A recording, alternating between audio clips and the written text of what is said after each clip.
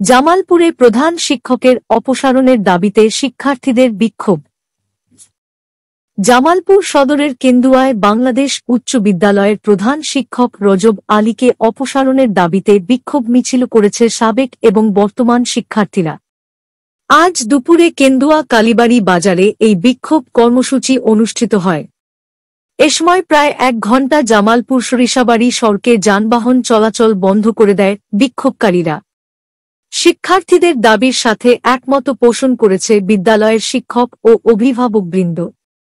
শিক্ষার্থী ও সহকারী শিক্ষকদের অভিযোগ, প্রধান শিক্ষক রজব আলী যোগদানের পর থেকেই নানা অনিয়ম ও দুর্নীতির সাথে সম্পৃক্ত হওয়ায় এর আগে ৩ বার সাময়িক বরখাস্ত এবং একবার চূড়ান্ত বরখাস্ত করা হয়।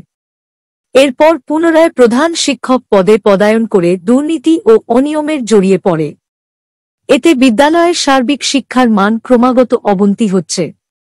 দাবি পূরণ না হলে বিদ্যালয়ের পাঠদান কার্যক্রম বন্ধ রাখার ঘোষণা দেন কর্মরত শিক্ষক শিক্ষিকাবৃন্দ।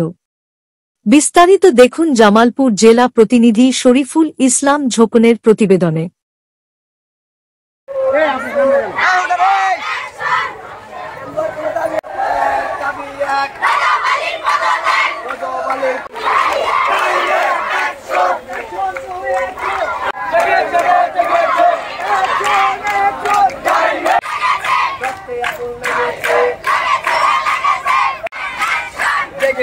জেগেছে দফা এক দাবি এক,